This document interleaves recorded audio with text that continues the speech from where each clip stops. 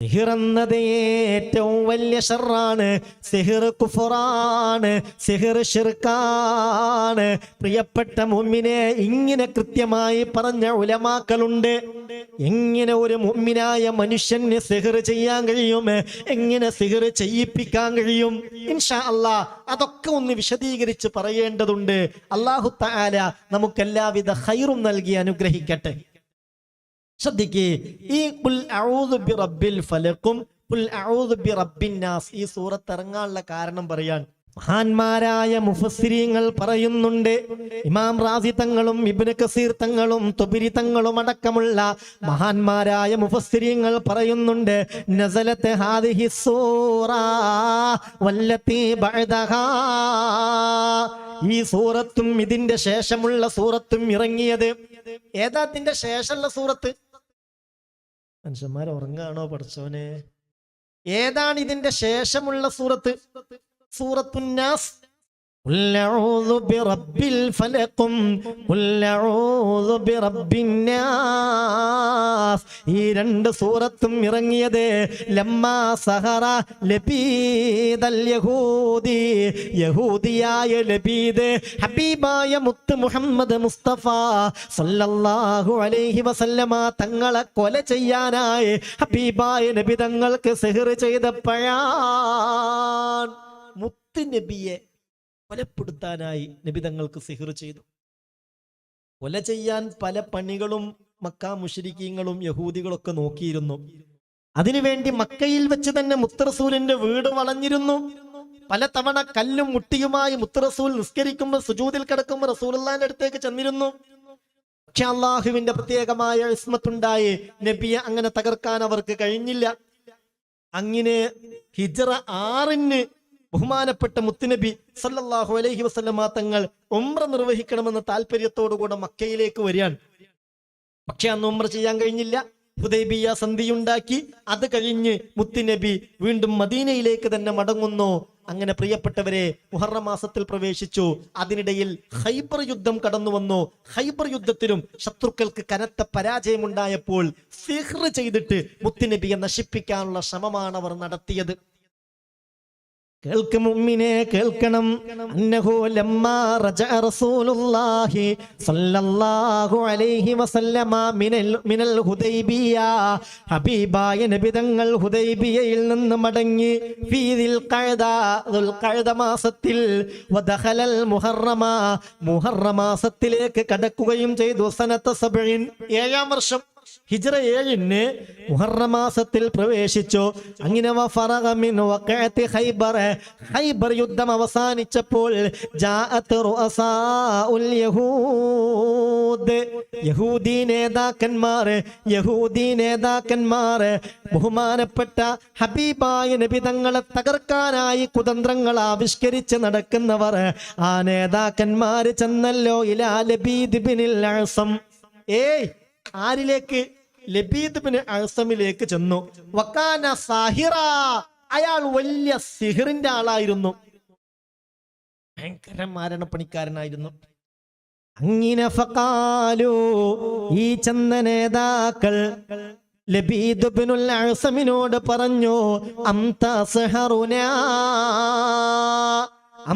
സഹറുനാ, നിങ്ങളാണ് ഇന്ന് ഞങ്ങളിൽ ഏറ്റവും വലിയ സിഹർ അറിയുന്നയാൾ.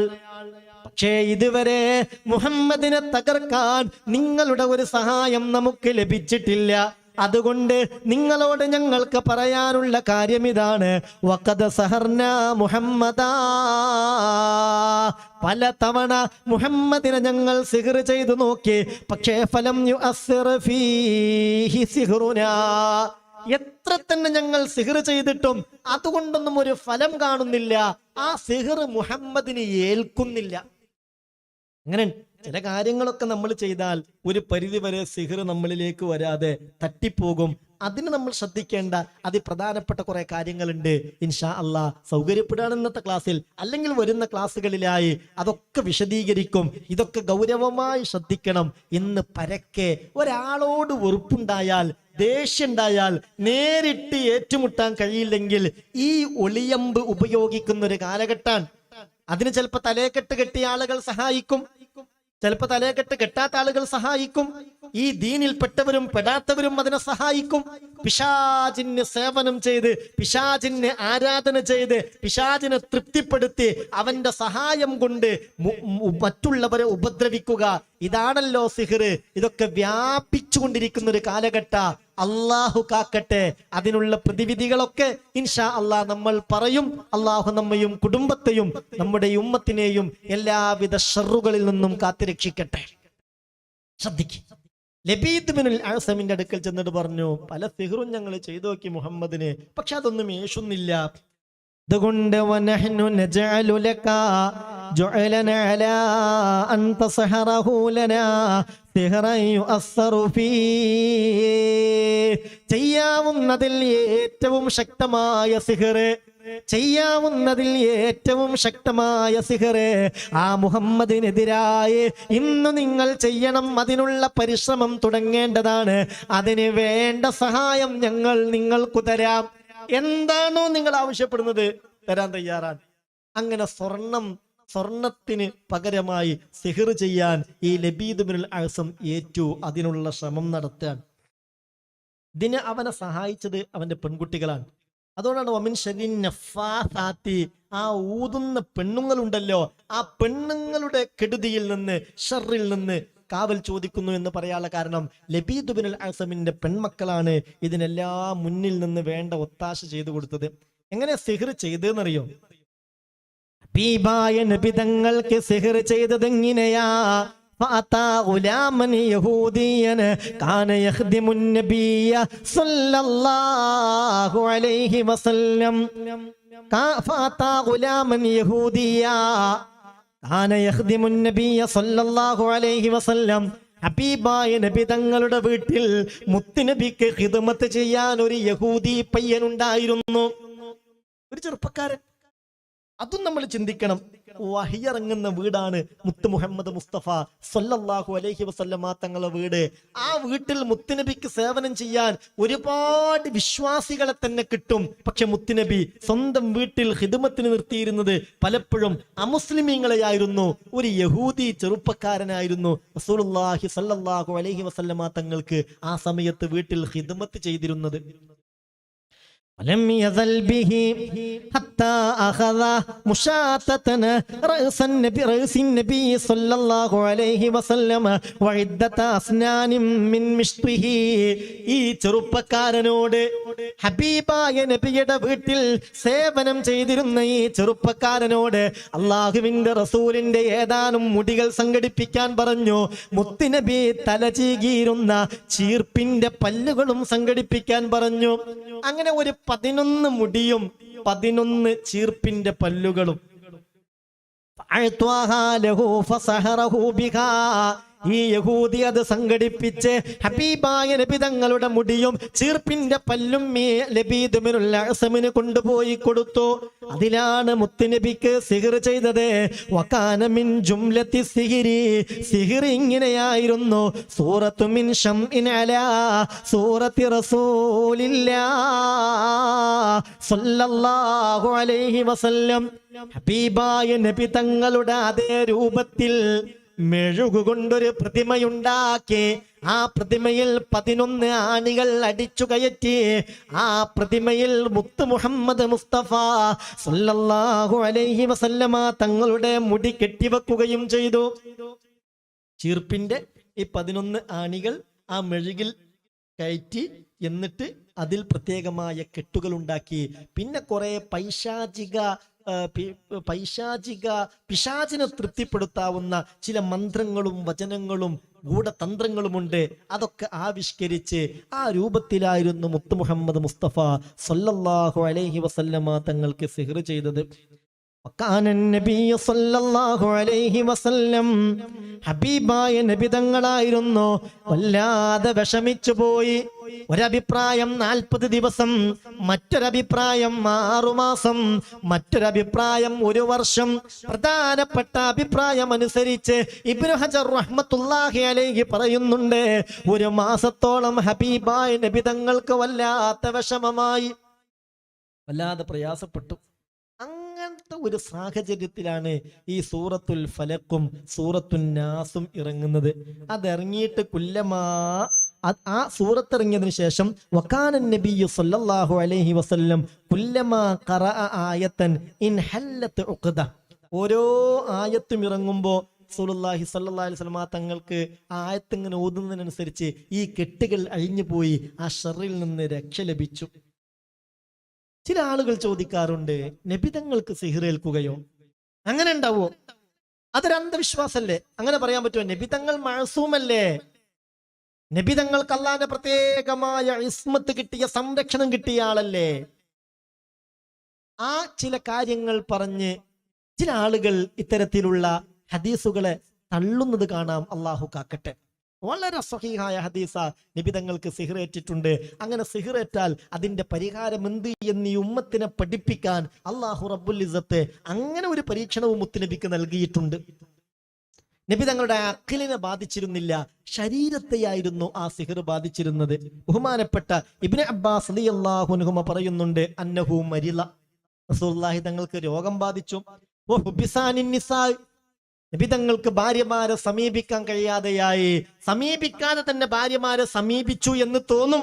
കുളി നിർബന്ധമാവാതെ തന്നെ നിർബന്ധമായി എന്ന് തോന്നും. ഭക്ഷണം കഴിക്കാൻ കഴിയുന്നില്ല, വെള്ളം കുടിക്കാൻ കഴിയുന്നില്ല. അങ്ങനെയൊക്കെ പ്രയാസപ്പെട്ടു പോയി മുഹമ്മദ് മുസ്തഫ.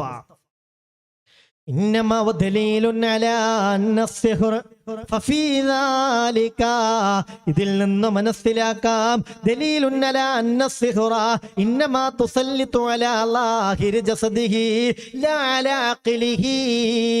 ഇതൊക്കെ ബാധിച്ചത് നബി തങ്ങളുടെ ശരീരത്തെയാണ്. റസൂലുള്ളാഹിന്റെ അഖിലിനെ ബാധിച്ചിട്ടില്ല, ശരീരത്തെയാണ് ബാധിച്ചിട്ടുള്ളത്. ശ്രദ്ധിക്കണേ സഹോദര സഹോദരി, ശ്രദ്ധിക്കണം. ചുരുക്കത്തിൽ വല്ലാതെ വിഷമിച്ചു പോയി മുഹമ്മദ് മുസ്തഫ സല്ലല്ലാഹു അലൈഹി വസല്ലം. ആയിഷ ബീവി റളിയല്ലാഹു അൻഹ പറയുന്നുണ്ട്, ഇടക്കിടക്ക് പറയും, ആയിഷ എനിക്കെന്തു പറ്റി? ആയിഷ എന്താ എനിക്ക് സംഭവിച്ചത്? വല്ലാത്ത അസ്വസ്ഥതയുണ്ട്, വല്ലാത്ത ക്ഷീണമുണ്ട്, ഭക്ഷണം കഴിക്കാൻ വയ്യ, എന്തോ എന്നെ അലട്ടിക്കൊണ്ടിരിക്കുന്നുവെന്ന് ഇടക്കിടക്ക് ആയിഷ ബീവിയോട് ഹബീബായ മുഹമ്മദ് മുസ്തഫ സല്ലല്ലാഹു അലൈഹി വസല്ലം മുത്തുനബിക്ക് പോലും അങ്ങനെ ഫീൽ ചെയ്തെങ്കിൽ ഈ ആഖിറുസ്സമാന്റെ ചണ്ടികളായ നമ്മളെ സംബന്ധിച്ചിടത്തോളം അതൊക്കെ എത്ര വലിയ ഒരു അവസ്ഥയിലേക്ക് നമ്മളെ എത്തിക്കും. അള്ളാഹു നമ്മളെ കാത്തുരക്ഷിക്കട്ടെ, അള്ളാഹു നമ്മളെ കാക്കട്ടെ.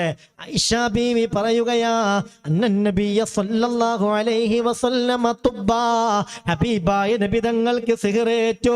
ഹത്താ അന്നഹു ലയുഖയ്യലു ഇലൈഹി അന്നഹു ഖദ് സ്വനഅ ശൈആ ഫമാ സ്വനഅഹു. എന്നിട്ട് ചെയ്യാത്ത കാര്യങ്ങൾ ചെയ്തു എന്ന് നബിക്ക് ഇങ്ങനെ തോന്നും. ഞാൻ ചെയ്തില്ലേ, ഞാൻ ചെയ്തില്ലേ, അങ്ങനെ ചെയ്തില്ലേ, ഇങ്ങനെ ചെയ്തില്ലേ തോന്നും. നിരന്തരമായി ഇലാഹായ റബ്ബിനോട് മുത്തുനബി ദുആ ചെയ്തു.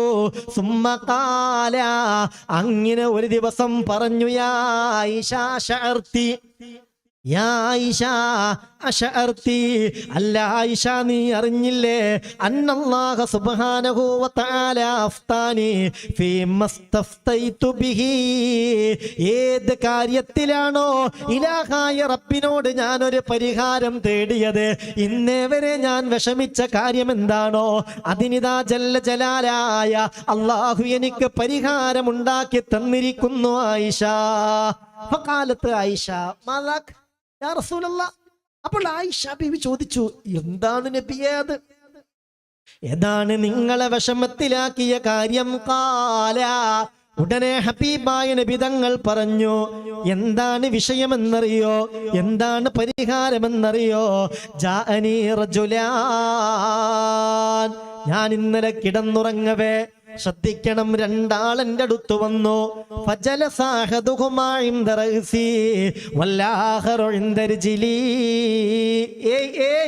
രണ്ട് മലക്കുകൾ മഹാനായ മുത്ത് മുഹമ്മദ് മുസ്തഫ സല്ലല്ലാഹു അലൈഹി വസല്ലമ തങ്ങളെ സമീപിച്ച് ഈ സിഹ്ർ ബാത്തിലാക്കാനുള്ള പരിഹാരം പറഞ്ഞു കൊടുക്കുകയാണ്.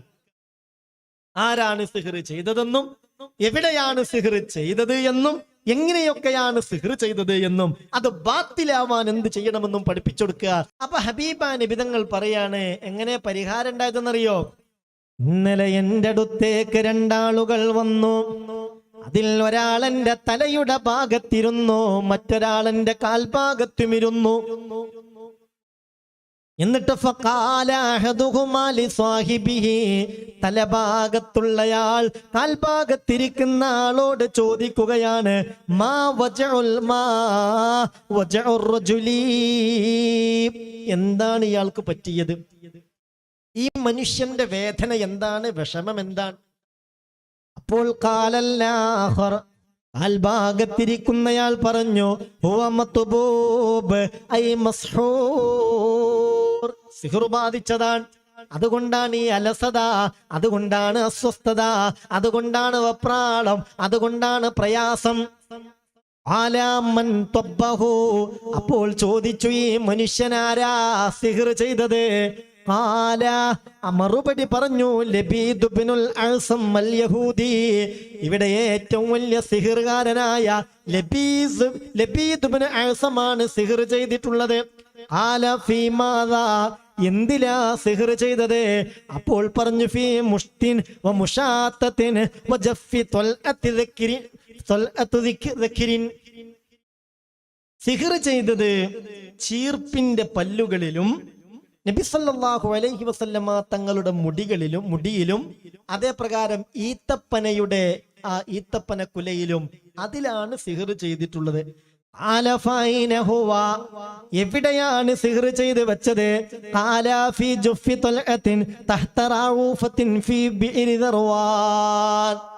ദർവാനിലെ കിണറുണ്ടല്ലോ, ആ കിണറിന്റെ താഴ്ഭാഗത്ത്, നെല്ലിപ്പടിയുടെ താഴ്ഭാഗത്ത് ഒരു ഈത്തപ്പനയുടെ കുല കാണാം. അതിലാണ് ഈ മുത്തുനബിയുടെ, ഹബീബായ നബി തങ്ങളുടെ ഈ രൂപം മെഴുകുകൊണ്ടുണ്ടാക്കി അതിൽ ചീർപ്പിന്റെ പല്ലുകൾ തറച്ച് ഈ മുടി കൊണ്ട് കെട്ടിയിട്ട് സിഹ്ർ ചെയ്തു വെച്ചിട്ടുള്ളത്. അതിന്റെ പ്രയാസമാണ് ഇപ്പോൾ അനുഭവിക്കുന്നത്. ഉടനെ ഫന്തബഹൻ നബിയു സല്ലല്ലാഹു അലൈഹി വസല്ലം, ഹബീബായ നബി തങ്ങൾ ഉണർന്നു. മഹാനായ മുത്തുനബിയുടെ സ്വപ്നമല്ലേ സഹോദരാ സഹോദരി, അത് പേക്കിനാവല്ല, അത് വഹിയാണ്. അത് പേക്കിനാവല്ല, അത് വഹിയാണ്. ഹബീബായ നബി തങ്ങൾ ഉണർന്നു. സ്വപ്നത്തിൽ ഏതാണ് ആ കിണർ എന്നും എന്തൊക്കെയാണ് അവിടെ ഉള്ളത് എന്നൊക്കെ കൃത്യമായി നബി തങ്ങൾ കണ്ടു. ഉടനെ എന്ത് ചെയ്തെന്നറിയോ?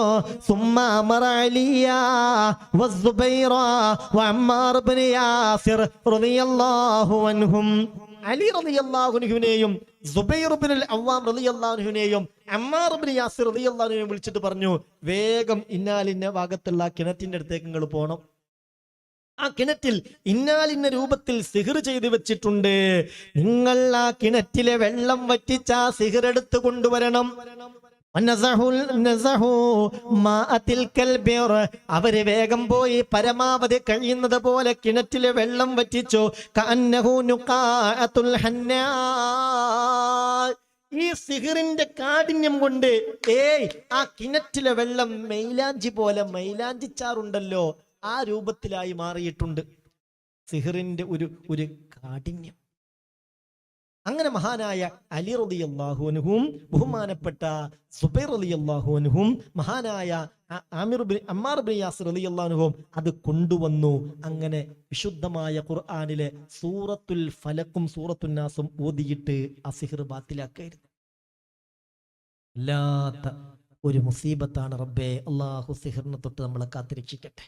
ആ കിണറ്റിലെ വെള്ളം പോലും നിങ്ങൾ ചിന്തിക്ക്, ആ കിണറ്റിലെ വെള്ളം പോലും മൈലാഞ്ചിച്ചാറ് പോലെ ആയി എന്ന് പറയുമ്പോൾ എന്തായിരിക്കും അതിൻ്റെ ഒരു ഗൗരവം? ബഹുമാനപ്പെട്ട തഴവ ഉസ്താദ് മനോഹരമായി അതേക്കുറിച്ച് പറയുന്നുണ്ട്. മുസ്തഫാക്ക് ലുബൈദ് ക്ഷുദ്രം ചെയ്തതായി, കിണറ്റിൻ്റെ അടിക്കവൻ കൊണ്ടതും സ്ഥാപിക്കലായി. തിരുമുസ്തഫാക്ക് ലുബൈദ് ക്ഷുദ്രം ചെയ്തതായി, കിണറ്റിൻ്റെ അടിക്കവൻ കൊണ്ടതും സ്ഥാപിക്കലായി. ഒരു വർഷമിൽ കുറയാതെ നബി അസ്വസ്ഥനായി. അപ്പോൾ മുഅവ്വിദതൈനിയും ഇറങ്ങുന്നതായി. കിണറ്റിൻ്റെ പരിസരത്തുള്ള ഈന്തമരങ്ങളും കോലം അറിഞ്ഞത് കുരുടി കൂമ്പും കുലകളും.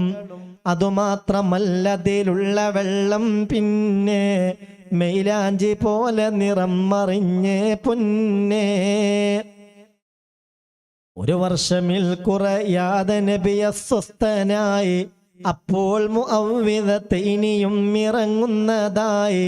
കിണറ്റിന്റെ പരിസരത്തുള്ള ഈന്തമരങ്ങളും കോലം മറിഞ്ഞ് കുരുടി കൂമ്പും കുലകളും. അതുമാത്രമല്ലതിലുള്ള വെള്ളം പിന്നെ മൈലാഞ്ചി പോലെ നിറം മറിഞ്ഞേ പൊന്നേ.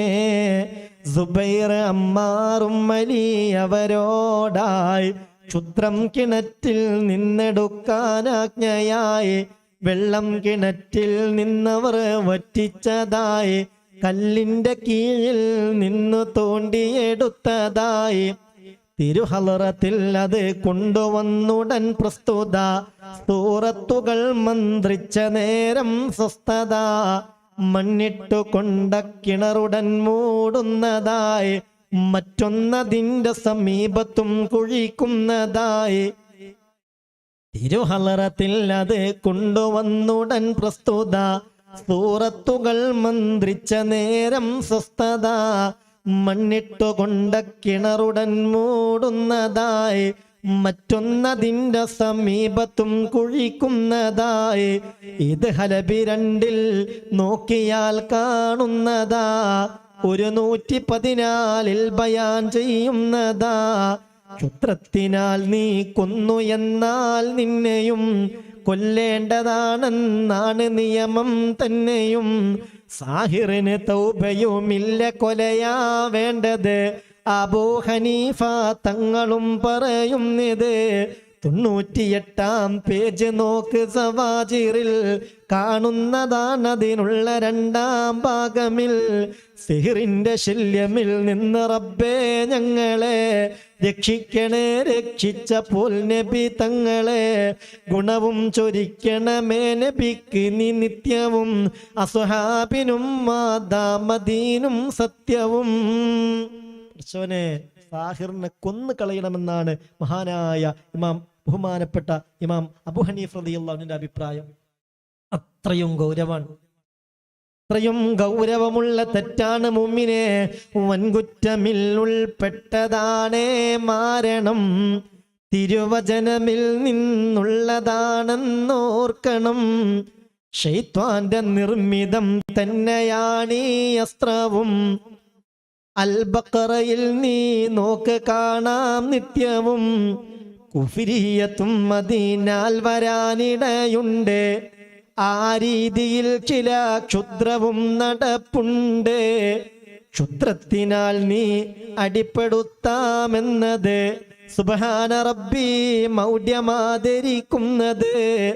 വിജയം നിനക്കതിലില്ല എന്നതു വ്യക്തമാ. സൂറത്ത് ത്വാഹ നോക്ക് മുത്തേ സത്യമാ. അതുമാത്രമല്ല തിരിച്ചു വന്നത് പിടിപെടും. ഒഴിവൊന്നുമില്ല തന്ന് നീ തന്നടിപ്പെടും. അന്യനെ വലക്കാൻ വേണ്ടി നീ കുഴിക്കുന്ന കുഴിയിൽ സുഹൃത്തെ മറിയലും നീ തന്നെ എന്നുള്ള തത്വം ഇതുവരെ കേട്ടില്ലയോ? അത് നീ സബീലു റഷാദ് നോക്കതിലില്ലയോ?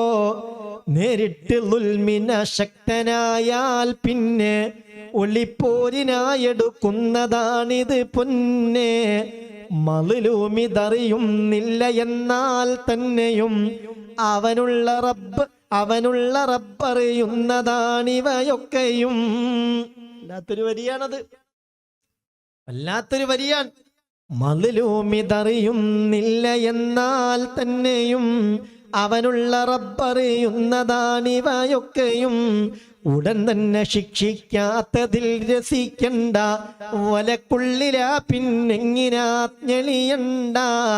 വരുന്നുണ്ട് ദിവസം ഒന്നിതെല്ലാമെന്ന് വിവരിക്കുമേ വിറക്കുന്നതാ നീ നിന്ന്. സൂറത്തെ ഇബ്രാഹിം നോക്കതിലുള്ളതാ. ഖുർആൻ ശരീഫ് ഇത് വ്യക്തമായി പറയുന്നതാ. പടച്ചോനെ അല്ലാഹു കാക്കട്ടെ. ആമീൻ പറഞ്ഞേക്ക് അള്ളാഹു കാക്കട്ടെ. സിഹിർ കുഫറാണ്, സിഹിർ ശിർക്കാ, ഇത് മനുഷ്യനെ കാഫിറാക്കുന്ന പണിയാണെന്ന് മഹാന്മാരായ മുഫസ്സിരീങ്ങൾ രേഖപ്പെടുത്തിയിട്ടുണ്ട്. അത് നിസാരമാണെന്ന് കരുതണ്ട സഹോദരാ, അത് നിസാരമാണെന്ന് കരുതണ്ട സഹോദരി. ആളുകളെ അടുപ്പിക്കാനും അടിപ്പിക്കാനും രണ്ടിനും ഇത് പറ്റും.